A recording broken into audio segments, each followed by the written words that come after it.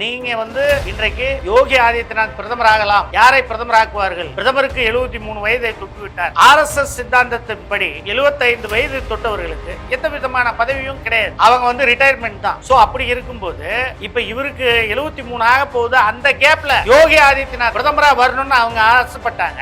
நாளைக்கு ஆதிக்க சக்திகள் ஆட்சி செய்யற அளவுக்கு வந்துடும். அப்போ நாடு பிளவுக்கு ஏற்படும். மீண்டும் ஒரு முறை பாரதிய ஜனதா கட்சி ஆட்சிக்கு வந்தால் இந்த நாட்டில் பல மாநிலங்கள் பிளவுபடுகின்ற சூழ்நிலை ஏற்படலாம். தேர்தல் பரப்புரையின் போது ஒரிசா கோயிலில் உள்ள பூரி ஜெகநாதர் கோயில் உள்ள ஒரு பொக்கிஷம் 2018 களவு போயிடுச்சு. அதை திருடிட்டு போனவங்க தமிழ்நாட்டில் தான் இருக்காங்க அப்படின்னு சிலேடையில ஊமையில பேசுறாரு. நான் என்ன கேட்கிறேன், தமிழர்களை திருடர்கள்னு சொல்றாரு. முக்கியமாக அவருடைய ஆலோசனை இன்றைக்கு நிறைய இடத்தில் அவருடைய ஆலோசனை ஆட்சி செய்வதில் அவர் ஏற்றுக்கொள்கிறார்ல, அதுக்கெல்லாம் தமிழர் வேணும். நீங்க சாவியை யார் திருடிட்டு போனாங்களோ அவங்கள மட்டும் கேளுங்க. அப்ப ஒட்டுமொத்த தமிழர்களையும் நீங்க எப்படி திருடர்கள்னு சொல்லுவீங்க?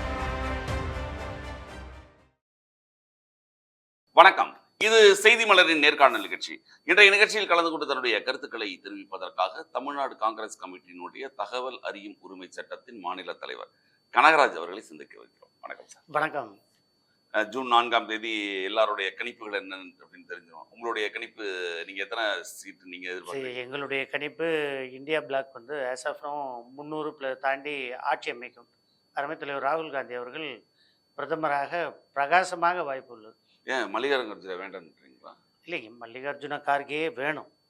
அகில இந்திய காங்கிரஸ் கட்சி தலைவராக நாங்கள் அவரை நாளைக்கு என்னுடைய தொண்டனாக, இப்போ நாங்கள் இந்தியா முழுவதும் உள்ள காங்கிரஸ் கட்சி தொண்டர்கள் எல்லாம் இன்றைக்கு அருமை தலைவர் ராகுல் காந்தி அவர்கள் இந்தியா முழுவதும் பாரத் ஜோடோ யாத்திரை நடத்தி, பாரத் ஜோடோ நியாய யாத்திரை நடத்தி இன்றைக்கு அரும்பாடுபட்டு வருகின்றார். மோடியை அவர் தனி மனிதனாக நின்று காங்கிரஸ் கட்சியில் தனித்துவமாக அவர்களுடைய பொய்ச் சுருட்டுகளை எல்லாம், மோடி செய்த தவறுகளை எல்லாம் மக்களுக்கு சுட்டிக்காட்டி நாட்டு மக்களுக்கு விடிவு காலம் பொருளாதார ரீதியிலும் வேலைவாய்ப்பு ரீதியிலும் மன அழுத்தத்திலிருந்து மத அழுத்தத்திலிருந்து மீட்க வேண்டும் என்ற ஒரு புள்ளியில் இன்றைக்கு கடந்த 10 வருடமாக அடும்பாடுபட்டு வருகின்றார். ஆகவே காங்கிரஸ் கட்சி தொண்டனாக இன்றைக்கு நாளைக்கு நீங்கள் அருமை தலைவர் அகில இந்திய காங்கிரஸ் கட்சி தலைவர் கார்கே அவர்களை கேட்டாலே அருமை தலைவர் ராகுல் காந்தி அவர்களை பிரதமர் ஆக்குங்கள் தான். இல்ல, அவர் கட்சி தலைவராகிறதுக்கே அவர் விருப்பப்படலை அப்படிங்கும்போது பிரதமர் கட்சி தலைவராகிறதுக்கு விருப்பப்படலைன்னு சொல்ல முடியாது. அது தவறான ஒரு வதந்தி. இப்படிதான் பிஜேபியினுடைய வதந்தி. அதாவது கட்சி தலைவர் என்பவர் செயலாற்ற வேண்டும், கட்சியை கட்டமைக்க வேண்டும், அதற்கு தனியாக ஒரு தலைவரை தேர்ந்தெடுத்து வைத்திருக்கின்றார். அப்படி பார்த்துமேயானால் இன்றைக்கு மோடி அவர்கள் கட்சி தலைவரே இல்லையே. ஜேபி நட்டா தானே கட்சி தலைவர். ஜேபி நட்டா எப்படி இருந்தார்? இப்போ ஜேபி நட்டா பிரதமராக மோடி அவர்கள் அறிவிக்க தயாரா? அமித்ஷா அறிவிக்க தயாரா? பிஜேபி அறிவிக்க தயாரா? RSS அறிவிக்க தயாரா? சொல்லுங்க. இல்ல, அவங்க ஆரம்பத்திலிருந்தே கட்சிக்கு ஒருத்தர், அது முடியாது. அது போல எங்களுடைய கோட்பாடுகளிலும் அப்படிதான். எங்களுடைய வரலாறுகளையும் எடுத்து பார்த்தால் கட்சிக்கு ஒரு தலைவராகவும் பிரதமருக்கு ஒரு பிரதமராகவும் இருப்பது நடைமுறை தான். அது ஒன்றும் இது இல்லை. as of now அது டிபெண்ட்ஸ் அப்பான். பிரதமராக இருக்கும்பொழுதே மன்மோகன் சிங்லாம் சோனியா அவர்களை தான் கட்டுப்படுத்தி வச்சிருந்தாங்கலாம், தவறுகள் பல சொன்னாங்க இல்லையா? இல்லை, அது அன்னைக்கு பிரதமராகும்போது மன்மோகன் சிங்கை கட்டுப்படுத்தி பொம்மை மாதிரி வச்சிருந்தாருன்னு சொன்னவங்க தான் அந்த 10 ஆண்டு கால ஆட்சி போல இந்த 10 ஆண்டு கால ஆட்சி இல்லைன்னு எல்லாம் மக்கள் பேசுறாங்க. ஆட்சி இல்லை நீங்க சொல்றீங்க நான் 300 சீட்டுக்கு மேலன்றீங்க, அவங்க 400 சீட்டுக்கிட்ட வருவோம் அப்படின்னு. எங்க யார் சொல்லியிருக்காரு? அமித்ஷா சொல்றாரு 400 சீட்டு கண்டிப்பாக வருவோம் அப்படின்னு. சார், அமித்ஷாவை பொறுத்தவரையிலும் நீங்க ஒன்று நல்லா புரிஞ்சுக்கணும். இன்னைக்கு வெளிப்படையாக 3 தினங்களுக்கு முன்பு திரு ஜேபி நட்டா அவர்களுடைய ப்ரெஸ் மீட்டில் RSSக்கும் பிஜேபிக்கும் தொடர்பு இல்லைன்னு சொல்லிட்டார். ஆக RSS தான் அமைப்பு தான் பிஜேபி கட்சியை ஆட்சியில் அமர்த்திய ஒரு அமைப்பு. அந்த அமைப்பே அந்த அமைப்புடன் எந்த ஒரு தொடர்பும் இல்லை. இப்போது பாஜக தனி பெரும்பான்மையுடன் வளர்ந்து நிற்கின்றது.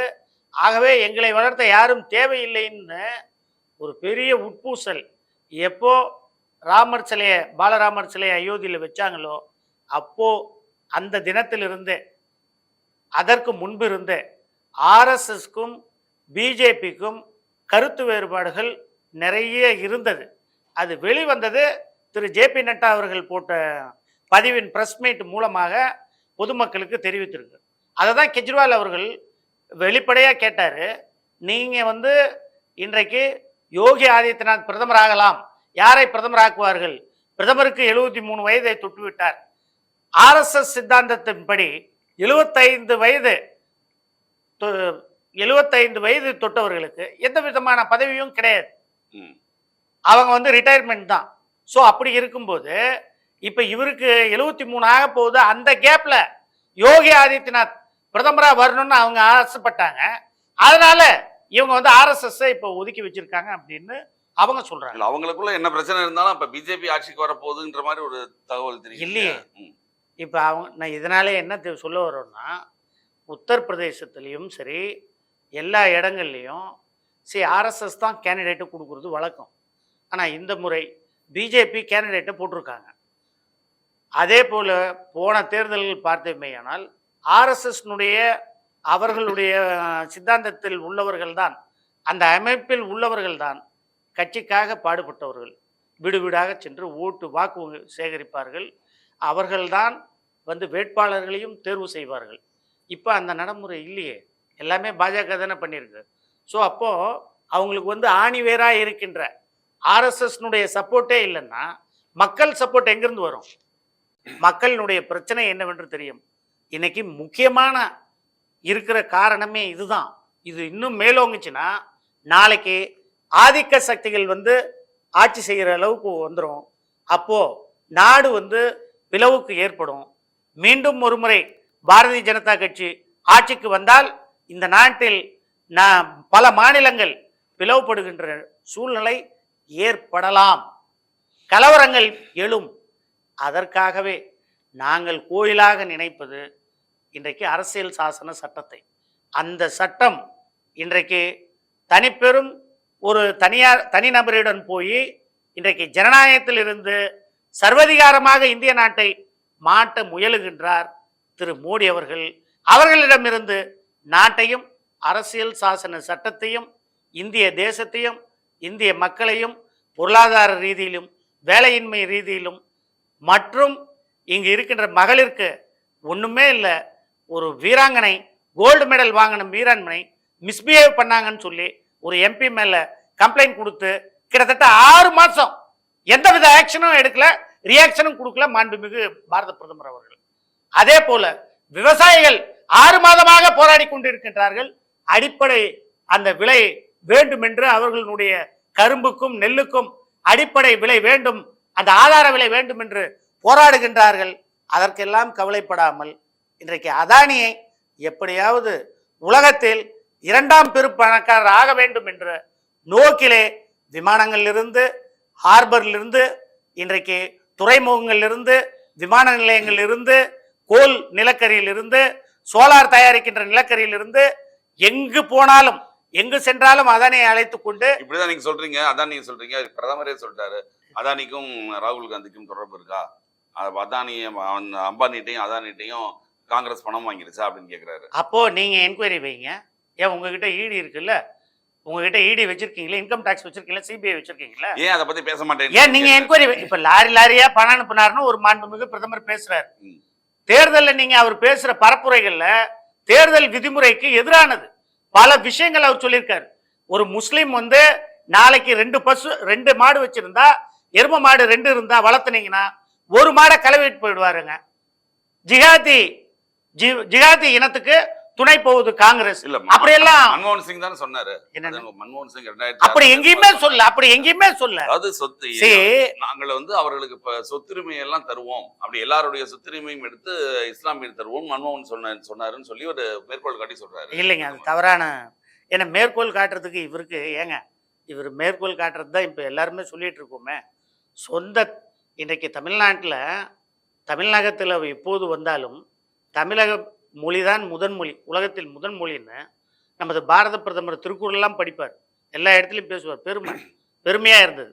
ஆனால் நீங்கள் ஒரிசா மாநிலத்தில் தேர்தல் பரப்புரையின் போது ஒரிசா கோயிலில் உள்ள பூரி ஜெகநாதர் கோயிலில் உள்ள ஒரு பொக்கிஷம் 2018 களவு போயிடுச்சு.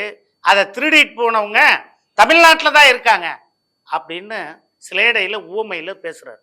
நான் என்ன கேட்குறேன், தமிழர்களை திருடர்கள்னு சொல்கிறார். திருடர்கள்னா யார் திருடினார்களோ அவர்களை மட்டும்தான் சுட்டி காட்ட வேண்டும். உங்களிடம் எல்லா புலன் அதிகாரிகளும் இருக்காங்க. புலன் விசாரணை செய்கின்ற உச்சபட்ச அதிகாரிகள் இந்திய அரசாங்கத்திடம் இருக்கு. என்ஐஏ இருக்கு, இருக்குல்ல, என்ஐஏ இருக்கு, ரா இருக்கு, இன்டெலிஜென்ஸ் இருக்கு, ஐபி இருக்கு, சிபிஐ இருக்கு. இவங்களையெல்லாம் விட்டு நீங்க அந்த பூரி ஜெகநாதர் கோயிலில் உள்ள சாவியை திருடிட்டு போனது யாருன்னு கண்டுபிடிக்கலாம்ல. அவங்க கண்டுபிடிச்சவங்க பேரை சொல்லாம தமிழர்களை இழிவா பேசி அந்த திருடு போன சாவி தமிழ்நாட்டில் இருக்குன்னு மறைமுகமா சொல்றாரு. ஏன்னா வி.கே. பாண்டியன் தமிழர், அவர் இன்னைக்கு ஒரிசாவை ஆள்றார். இன்னைக்கு அது அவருக்கு பிடிக்கல. ஒரு தமிழன் இன்றைக்கு ஒரிசாவில் அந்த மாநிலத்தில் மக்களுக்கு எல்லா நல்லதையும் செய்து கொண்டு ஆட்சி செய்கின்றார். ஐஏஎஸ் ரிசைன் பண்ணிட்டு மக்கள் சர்வீஸுக்கு போறாரு. அவரை வரவேற்பீங்களா இல்ல அதற்காக ஒட்டுமொத்த தமிழர்களே திருடர்கள் என்று அடையாளம் படுத்தலாமா? இது எந்த விதத்துல நியாயம்? இதை ஏத்துக்குவீங்களா? ஒரு பாரத பிரதமர் அவர்கள் இப்படி பேசலாமா? இதை யாராவது கேட்கிறாங்களா? பரப்புரையில் இன்றைக்கு தோல்வி முகத்தில் தோல்வி களத்தில் இருப்பதால் மாண்புமிகு பாரத பிரதமர் அவர்கள் அவருக்கே அறியாமல் என்ன பேச என்று எண்ணமில்லாமல் வாய்க்கு வந்ததையெல்லாம் பேசி வருகிறார் என்றால் அங்கு அவர்கள் தோல்வியை சந்திக்க போகிறார் என்றுதான் அர்த்தம். ஒரு பாரத பிரதமர் இப்படி பேசலாமா? தமிழர்களை திருடர்கள் என்று கூறலாமா? நான் கேட்கிறேன், தமிழர்கள் நீங்கள் திருடர்கள் என்று ஒரு பழியை சுமத்தினால் வெளியுறவுத்துறை அமைச்சர் யார்? ஜெய்சங்கர், அவர் ஒரு தமிழர். இன்றைக்கு பினான்ஸ் மினிஸ்டர் யார்? நிர்மலா சீதாராமன், அவர்கள் ஒரு தமிழர்கள். அதைத்தான் அவங்க கேக்குறாங்க. திருப்புகள் இன்றைக்கு அவரை இயக்குகின்ற தமிழர்களை பற்றி அப்படி தவறாக பேசியிருப்பாரா? என்ன தமிழர் 2 தமிழர்களை முக்கியமான இலாக்கால வச்சிருக்காங்க, 3 தமிழர்களை வச்சிருக்காரு. அவருடைய திருப்புகழ் இன்றைக்கு இறையன்பனுடைய சகோதரரை பிரதமர் அலுவலகத்தில் தானே பணியாற்றுகிறார். முக்கியமாக அவருடைய ஆலோசனை இன்றைக்கு நிறைய இடத்தில் அவருடைய ஆலோசனை ஆட்சி செய்வதில் அவர் ஏற்றுக்கொள்கிறார்ல, அதுக்கெல்லாம் தமிழர் வேணும். நீங்க சாவியை யார் திருடிட்டு போனாங்களோ அவங்கள மட்டும் கேளுங்க. அப்ப ஒட்டுமொத்த தமிழர்களையும் நீங்க எப்படி திருடர்கள்னு சொல்லுவீங்க? அதை எப்படி சொல்லலாம்? கண்டிப்பாக ஜூன் 4ஆம் தேதி இதற்கெல்லாம் விடை கிடைக்கும். ஜூன் 4ஆம் தேதி கண்டிப்பா பார்ப்போம். நான் சொல்றேன், நம்பிக்கை நீங்க சொல்றீங்க 300 இடங்களுக்கு மேல. ஏங்க 300 இடங்களுக்கு மேலாக இந்தியா அலையன்ஸ் கூட்டணி வெற்றி பெறும். அருமை தலைவர் ராகுல் காந்தி அவர்கள் பிரதமராக வேட்பாளராக, ஒருவேளை அதிகமான 400 கிட்ட பிஜேபி வந்துருச்சுன்னா நீங்க அந்த வாக்கு இயந்திரத்தை பத்தி ஒன்னும் சொல்ல மாட்டீங்கல்ல? ஏங்க வாக்கு இயந்திரத்தை பத்தி நீங்க இப்ப கேள்வி கேட்டு திருப்பி முடிக்க போற நேரத்துல கேட்டீங்க, அதை பத்தியும் சொல்லிடுறேன்.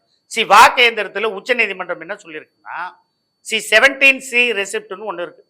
17C ரெசிப்ட் வந்து எலெக்ஷன் நடத்தி முடிச்சாங்கன்னா மெஷின் வச்சிருக்கீங்களா, அதுக்கு தான் நான் சொன்னேன் இது ஐபிஎல் மேட்ச் மாதிரி நடத்துறாங்க.